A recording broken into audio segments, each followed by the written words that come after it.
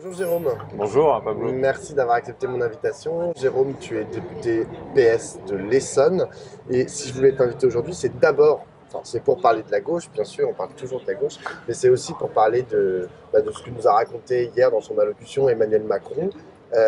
Qu'est-ce que tu en retiens, toi, de son Le allocution? problème, c'est que je vais pas être très original après cette prestation. Moi, je suis gêné en fait. Parce que j'ai un respect pour la fonction présidentielle par principe et une prise de parole du président. Alors peut-être que je me suis glissé dans les habits du crétinisme présidentiel, d'attendre la parole du chef éclairé, mais le niveau de gênance après la prestation est assez élevé parce que en fait, dans quelques mois, on ne saura plus à quelle date il a fait cette prestation. Elle ressemble à celle qu'il aurait pu faire avant l'élection présidentielle, juste après l'élection présidentielle, pendant ses vœux au 31 décembre. Et surtout, donc, c'est complètement déconnecté. Hein. Là, le terme est galvaudé, il a été beaucoup utilisé par rapport à ce que vit le pays. Il a balayé d'un revers de la main en 2-3 minutes le mouvement social. Et puis, il est dans une novlangue saisissante. Voilà, moi j'ai été, voilà, c'est vraiment de la gêne, d'autant que d'autant qu'il passe à côté de la réalité de ce qui se passe dans le pays. Enfin, quand il nous explique qu'il n'y a pas eu de consensus sur les retraites, bah, si, il y en a eu un de consensus assez clair qui était dans le rejet. Et puis après, ben, il a déroulé un discours assez hors sol, complètement hors sol, sur l'unité nationale, l'apaisement. Et alors, ce qui est très paradoxal, c'est que les thèmes de l'apaisement qu'il a mis sur la table, en fait, en réalité, quand on les regarde, au-delà euh, de la dorure qui va autour, c'est que des sujets qui vont être clivants. Hein. La réforme du lycée professionnel, c'est vraiment pas un sujet consensuel. À nouveau, d'ailleurs, il ne faut pas oublier que c'était un mouvement de grève dans les lycées en janvier, juste avant celui sur les retraites. Le RSA, il ne parle plus de la contrepartie, mais c'est ce qui est à l'ordre du jour, hein, d'imposer les 15 heures de travail à tous les bénéficiaires du RSA. L'immigration, ils en reparlent à nouveau, même si on a compris que les textes seraient saucissonnés, sans comprendre ce que ça donnerait. Un peu de police aussi. Alors un peu de police, mais sans parler du sujet qui est là pour le coup mériterait d'être débattu, hein, qui est la question d'interroger la doctrine de maintien de l'ordre, les missions de la police dans les manifestations, mais au-delà. Donc voilà, ça fait. Enfin, c'est Boris Vallaud qui a utilisé la bonne expression.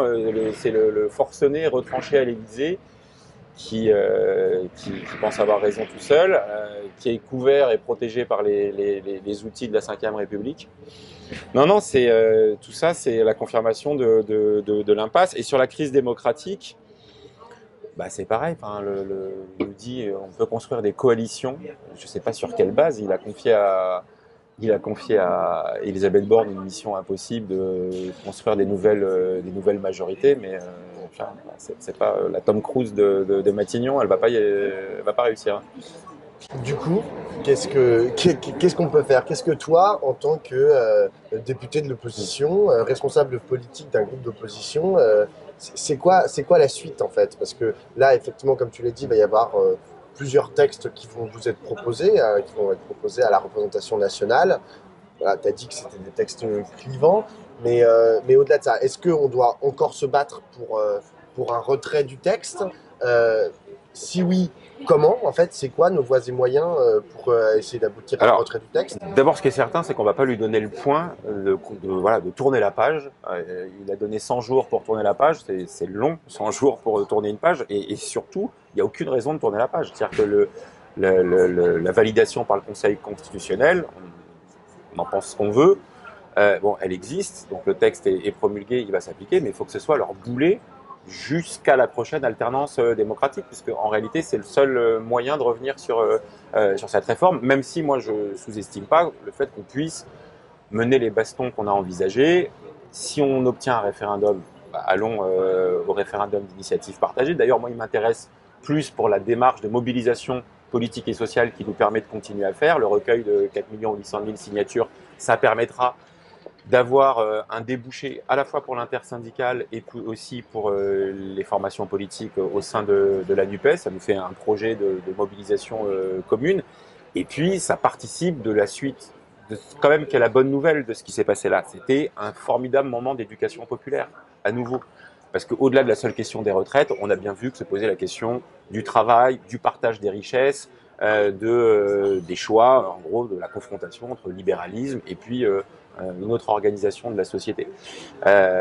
Et d'ailleurs, c'est aussi un des enseignements, moi, qui m'intéresse pour la suite, c'est que quels que soient les textes. Donc déjà, première chose, ne pas lâcher, c'est-à-dire continuer la mobilisation. Si on n'a pas le référendum d'initiative partagée, moi je plaide, Olivier Faure l'a dit en ces termes, pour que on soit force de proposition pour demander une pétition populaire, de continuer le sujet sur les retraites. De pas, à partir de septembre, il y a des gens qui vont commencer à travailler 3 mois de plus.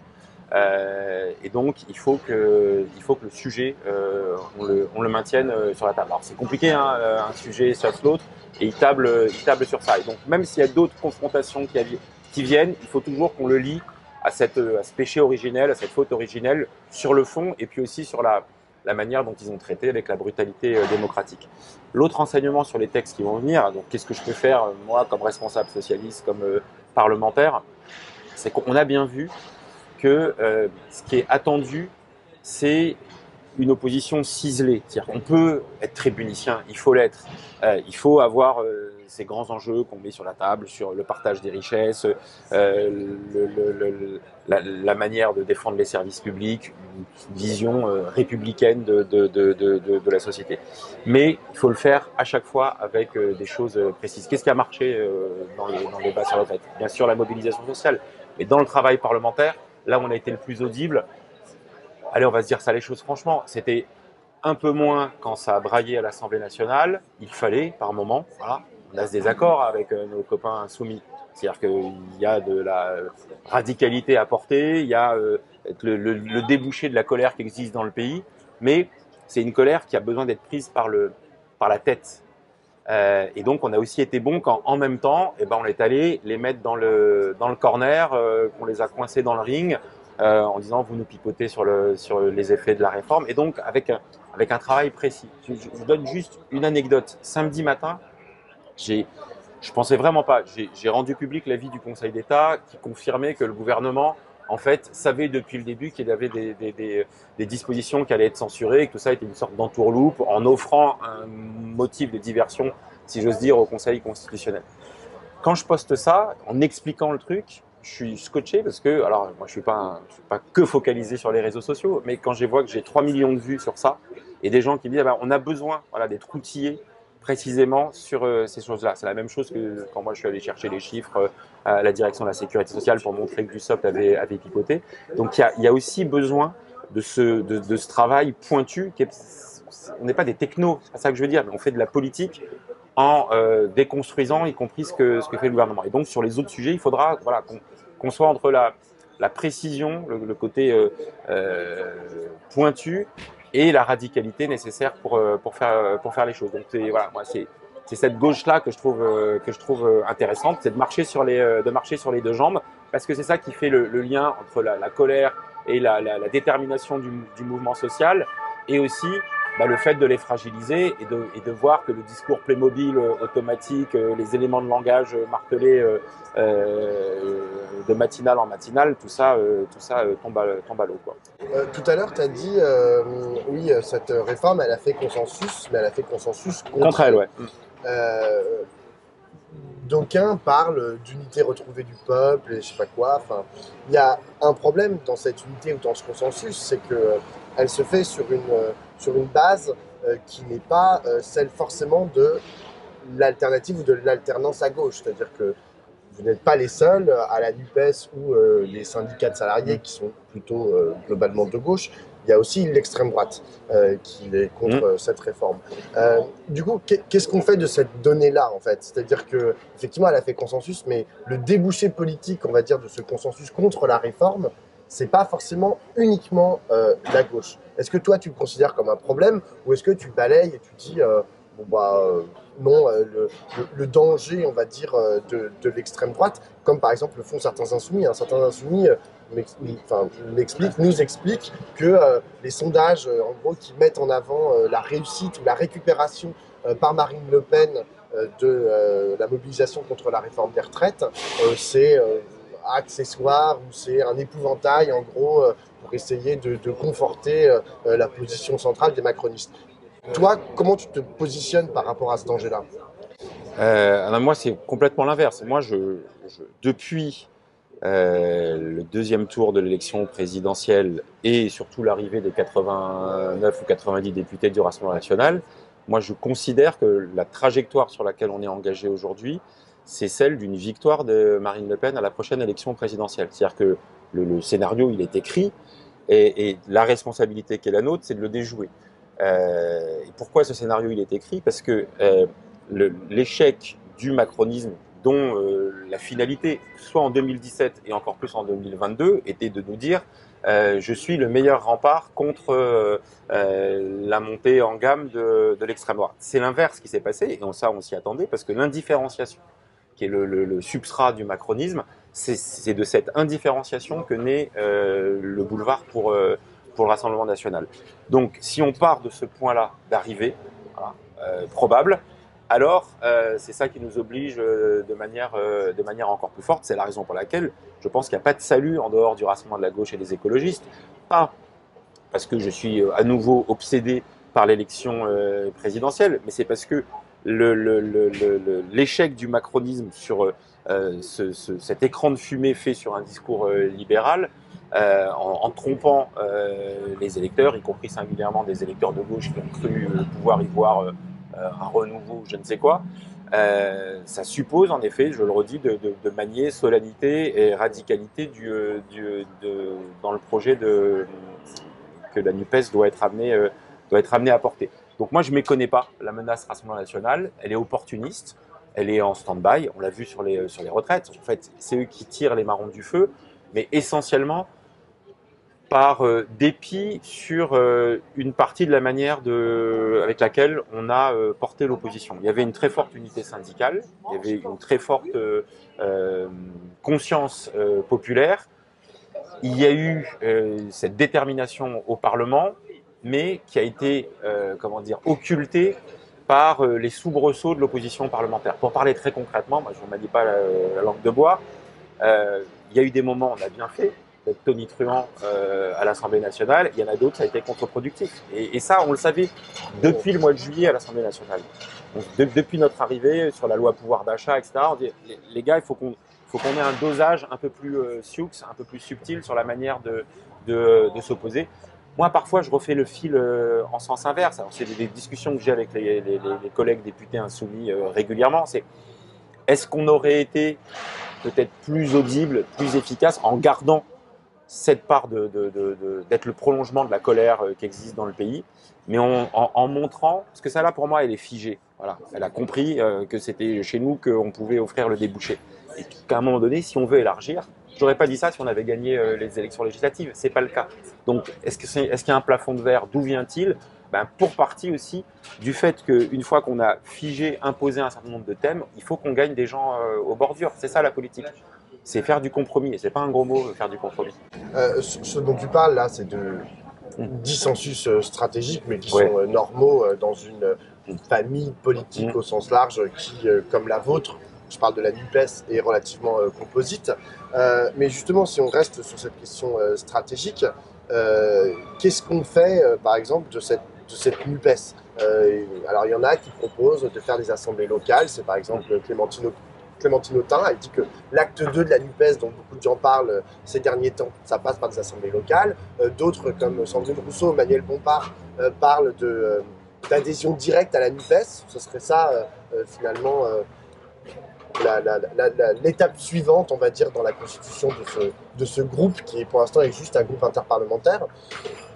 Toi, t'en penses quoi? Comment tu te situes par rapport à ça? Je te dis ça en ayant en tête que la NUPES, vue de l'extérieur, on a l'impression que à la fois ça va au Parlement, comme tu dis, vous continuez à vous parler, etc. À la fois quand on entend les propos du leader du Parti communiste qui a l'air de dire bye bye la NUPES, les propos des écologistes qui sont bon bah on va partir tout seul aux européennes, alors que les insoumis continuent à leur tendre la main et à dire il faut une liste unique.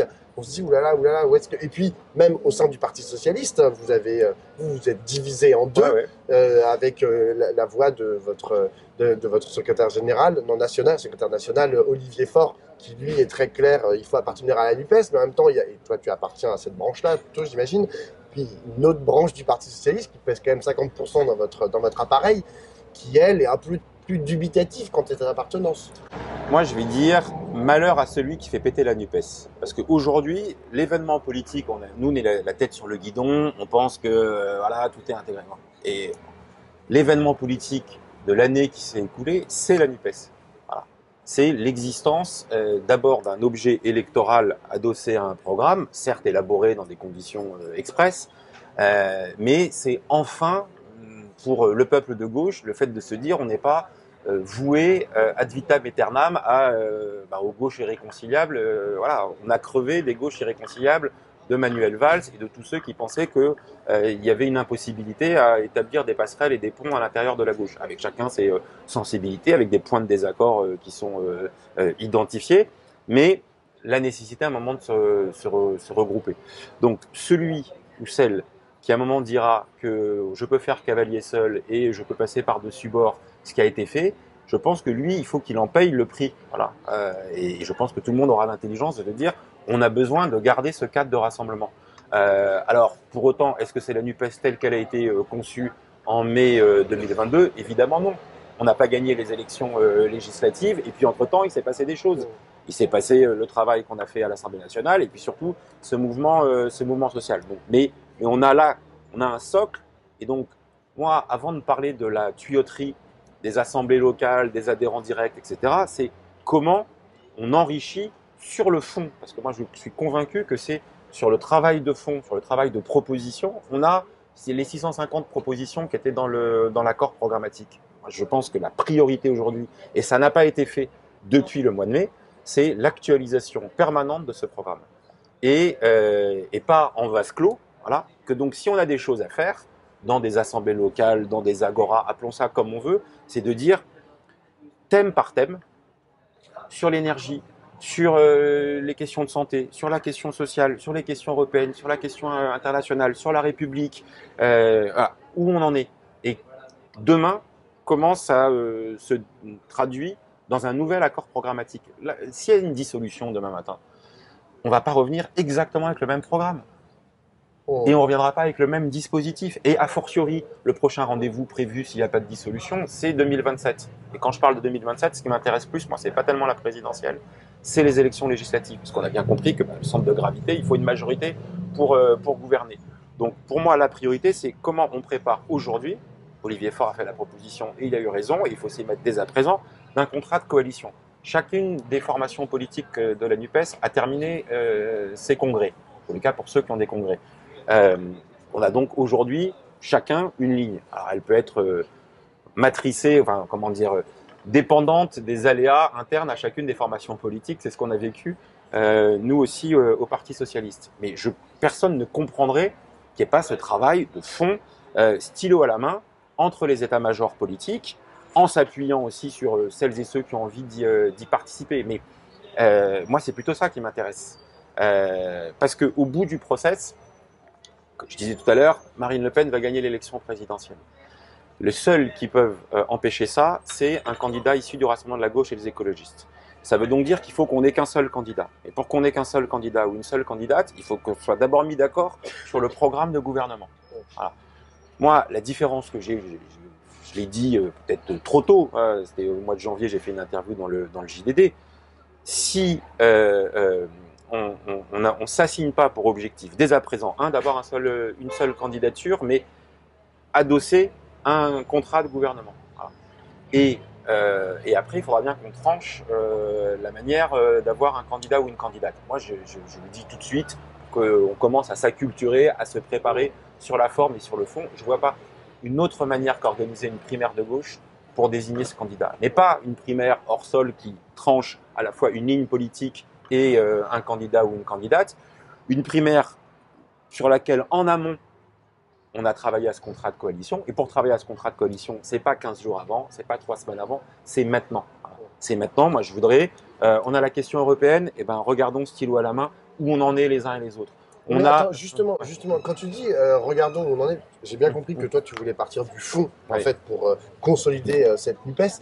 Tu dis bon bah regardons la question européenne, regardons la question nucléaire, c'est des sujets que tu as abordés.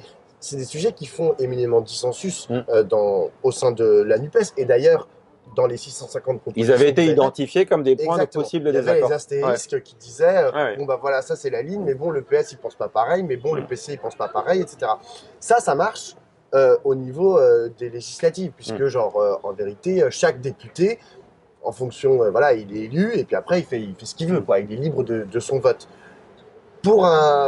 Si on commence à parler présidentiel, là, il y a un président de la République, puis derrière, il y a un gouvernement, et genre, sur la question nucléaire, il va falloir qu'il tranche. Est-ce qu'il est plutôt d'accord avec les insoumis et les écolos, ou est-ce qu'il est plutôt d'accord avec les communistes? Pareil sur la question européenne, tu vois. Genre... C'est la raison pour laquelle je pense que ce contrat de coalition, ce contrat de législature... Non, est-ce que, pardon, je finis, est-ce que tu penses que, par exemple, sur la question européenne ou sur la question du nucléaire, il faut qu'au sein de la NUPES, il n'y ait plus qu'une seule position? Est-ce que c'est ça l'objectif? Une position qui arrive à faire consensus? Je ne sais pas tellement laquelle elle pourrait être, mais est-ce que c'est ça l'objectif? Moi, je souhaite que sur tous les sujets, on ait une position sur laquelle on a réussi à produire le compromis. Les gens ont bougé sur chacun de ces sujets, soit sur le nucléaire comme objectif de la sortie du nucléaire, avec un temps de recours au nucléaire comme énergie de transition. Franchement, aujourd'hui, parce que la donne d'aujourd'hui n'est pas la même que celle au moment de l'élaboration du programme, je pense qu'on peut construire l'ensemble de ces convergences. Mais encore faut-il qu'on les vérifie stylo à la main. Et que là, il y a une sorte de paresse qui a plutôt consisté à exacerber les points de divergence à certains moments, plutôt qu'à essayer de les dépasser quand on pouvait le faire. Mais encore une fois, je reviens sur la nécessité, pas de se focaliser sur l'élection présidentielle. Si on devait justement intégrer ça dans notre critique des institutions, et on est tous d'accord pour dire que cette hyper-présidentialisation que Macron a poussée à l'extrême, le meilleur moyen, c'est de dire c'est le contrat de mandature qui est notre priorité. Après, on a un accord programmatique qui a été co-construit dans la période en amont. Et on a donc des incarnations possibles, qui ont chacune leur patte humaine, qui ont chacune leur sensibilité, mais il n'y aura pas quelqu'un qui peut dire « moi, je m'en extrais ». Voilà. Et que donc, je reviens sur cette histoire de primaire, le jour où on aura 6, 7, 9 candidats, c'est la Dream Team qui a vocation à gouverner, parce que c'est aussi une des différences qu'on doit pouvoir apporter, j'en suis absolument convaincu, c'est qu'en face, on va avoir à nouveau un homme ou une femme présidentielle. Au RN, c'est une évidence, c'est une femme et rien d'autre. Marine Le Pen, circuler, il n'y a rien à voir. La succession du macronisme, ce sera exactement ça aussi. Ça va être la guerre des chefs entre des gens d'ailleurs plutôt venus de la droite, Bruno Le Maire, Gérald Darmanin, et Édouard Philippe, évidemment, je vais l'oublier, comment puis-je l'oublier, et avec cette idée de se dire que c'est autour d'un homme que voilà. Et ça, c'est complètement dépassé, encore plus au regard de ce moment, là aussi je redis d'éducation populaire, où les gens ont compris que c'est au Parlement que les choses se passent. J'ai une dernière question, Jérôme, elle a trait au Parti Socialiste, qui est quand même ton parti. Il n'y a pas si longtemps que ça, on le disait presque mort. On avait même l'impression que c'était la fin du Parti Socialiste, que Jean-Luc Mélenchon, finalement, avait réussi son pari, qui n'était pas forcément d'assassiner le Parti Socialiste. Hein, je ne pense pas que ce soit ça qu'il ait eu depuis le début à la tête, mais au moins de déplacer vers plus de radicalité le centre de la gauche, le centre névralgique de la gauche. Aujourd'hui, on a au contraire l'impression que vous reprenez un peu des couleurs, notamment grâce à votre inscription dans une gauche écologiste plus large avec la NUPES. Toi, quel avenir tu imagines pour le Parti socialiste aujourd'hui? Et surtout, comment tu décrirais, comment tu spécifierais, on va dire, la voix singulière que pourrait porter le Parti socialiste au sein de cette NUPES? Qu'est-ce que vous avez à dire en fait de particulier et comment tu le qualifierais? La dernière fois que j'ai fait une interview vidéo pour Regard, c'était juste avant que l'accord de la NUPES ne soit conclu. Et j'avais dit, on ne peut pas refuser la main tendue de Jean-Luc Mélenchon parce qu'il a gagné la bataille culturelle. Et c'est incontestable. Il a été largement en tête à gauche à l'élection présidentielle. Le cadre NUPES, il nous a permis, nous, de renouer avec cette histoire de la gauche, pour dire les choses très clairement, de laver l'affront, en tous les cas perçu comme tel par notre électorat, de ce qu'avait été le quinquennat de François Hollande. On est autour de la table, et en effet, il faut qu'on joue de la petite musique singulière socialiste, voilà, qui est de renouer avec cette radicalité, et pas avoir l'obsession de la gauche du gouvernement, parce que c'était le drame des socialistes. Au bout d'un moment, à force de vouloir être une gauche de gouvernement, ce qui est d'ailleurs l'argument de ceux qui ont la nostalgie du hollandisme, la priorité était de gouverner et moins d'être de gauche. Et dans cette priorité pour gouverner, c'était le boulevard pour toutes les compromissions. Donc là, moi, je prends au mot Jean-Luc Mélenchon. Il a dit la NUPES est un espace d'émulation, que le meilleur gagne. Voilà. Advienne que pourra. Mais moi, si je reste dans le cadre que j'ai décrit tout à l'heure, à un moment donné, le peuple de gauche verra celui ou celle qui a le plus de chances d'incarner et de porter et de faire péter le plafond de verre, si j'ose dire. Si c'est Jean-Luc Mélenchon qui décide d'être candidat dans ce cadre-là et qui est adoubé par cette onction du peuple de gauche, très bien. Si à ce moment-là, on se dit que c'est un socialiste ou une socialiste ou un vert ou un communiste, parce que le barycentre de ce rassemblement de la gauche et des écologistes aura pu se déplacer. Mais moi, c'est cette saine compétition que j'ai envie de mener. Et je pense que mieux vaut le dire franchement. Voilà. Encore une fois, les mots de Mélenchon, quand il y avait dit, c'était aux universités d'été, aux amphis de LFI à Valence, en août dernier, en disant la NUPES est un espace d'émulation, ça veut dire ce que ça veut dire. Et du coup, qu'est-ce que vous avez à dire de spécifique? Tu dis on déplace le barycentre, mais on le déplace vers où? Parce que genre, t'as fait un mouvement comme ça, comme si on déplaçait le barycentre vers la droite, genre en parlant du Parti Socialiste. Je sais pas, est-ce que c'est ça? De là où je suis, je l'ai déplacé vers la gauche. Voilà, oui, si tu veux. Ok. Donc est-ce que c'est encore plus à gauche? Non, mais je sais pas si on doit se définir comme ça, mais qu'est-ce que vous avez à dire? Ça veut dire quoi être socialiste? Nous, on a une singularité au Parti Socialiste, c'est que on a aussi un maillage territorial, une expérience de la gestion de collectivités locales, ce qui n'empêche pas, y compris d'avoir parfois des mots d'ordre quand on fait les transports gratuits, quand on est parfois très en pointe sur des enjeux de transition écologique sur les territoires. Qu'il y a plein de gens en fait qui vivent dans des collectivités locales qui sont dirigées par des socialistes ou dans le cadre de rassemblements de la gauche et des écologistes. Moi, je rêve qu'on arrive à faire la jonction entre cette réalité locale et aussi la détermination du discours qu'on peut porter au niveau national.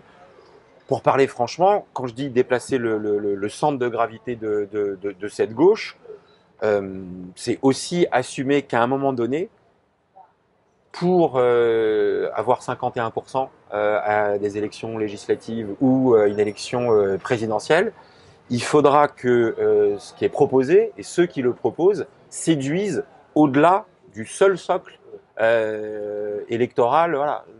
Je vous dirais pas la même chose, je ne nous dirais pas la même chose si les insoumis représentaient 50% du corps électoral. C'est pas le cas.